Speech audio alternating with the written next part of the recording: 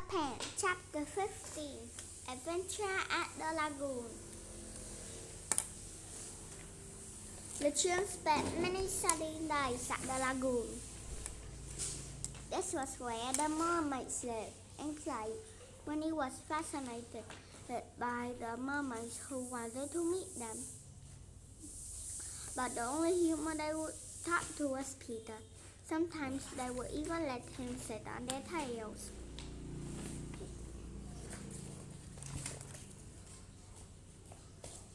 When they saw Wendy, however, they would dive back into the water.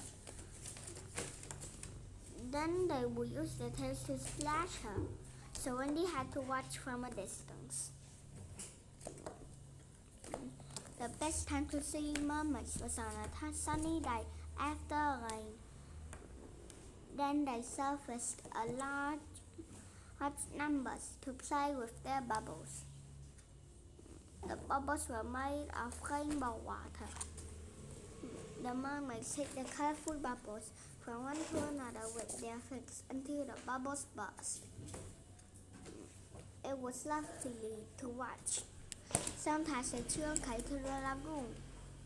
They would sit on Maruna's rock to have a picnic lunch. First they would eat, and then Wendy would assist they rest for half an hour before swimming. Obediently, they would lie down on the rock in the sunlight, watching over the children. Wendy would gaze at them with great pride. It was just Saturday on Maruna's rock when the giant adventure occurred. They all had those stuff, except for Wendy, who continued to serve. Suddenly, a great change came over the lagoon. The sun disappeared, and a chilly breeze made stiff waves in the water.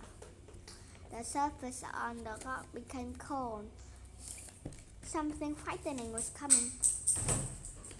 When Wendy saw the dark looming rising, she should have awakened the boys.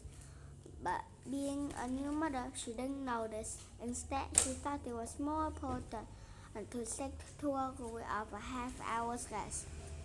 Even when she heard the sound of oncoming oars, she let the boys sleep on. Then they continued to sleep, except for Peter.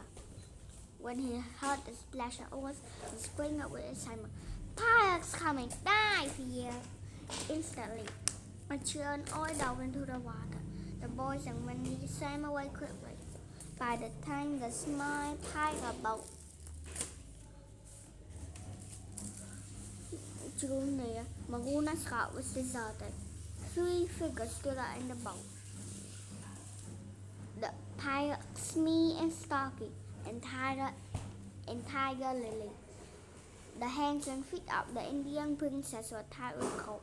The pirates planned to leave their captive from Maruna's rock.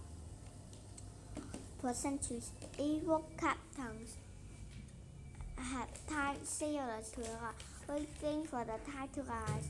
When the water rose, the men drowned. This was the fate of the pirates had planned for Tiger Lily too. Traveling in what now was almost darkness, the pirates crashed into the rock. "Lift the girl onto the rock," Smee yelled. The proud Indian maiden did not resist, but continued to hold her head high.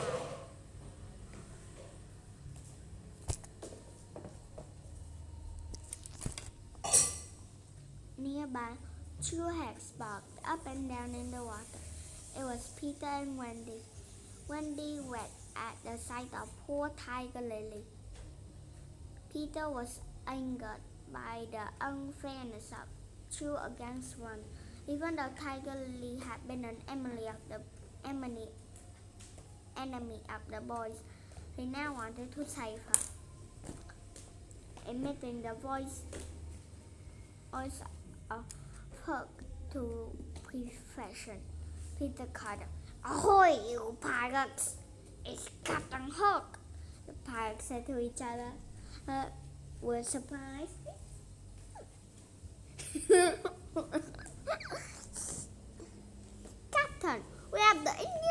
princess, they shouted. Cut her ropes and set her free, commanded Peter in Captain Hook's voice. But Captain, they yelled back. They cried back. I said let her free at once, or you tangle with my hook, yelled Peter. We better do what the captain orders, said Smee to Starkey.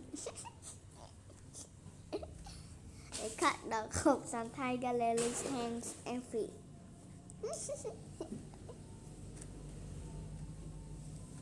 Immediately, she slipped gracefully into the water and swam away from sight. For a brief moment, there was a complete silence in the lagoon. When they looked at Peter with great amazement, Peter tried really not to look pleased. The pirates struggled to get their boat off the rock. Suddenly, a voice cried out, "Ahoy, you pirates!" It was the voice of the real Captain Hook, and he was in the water too.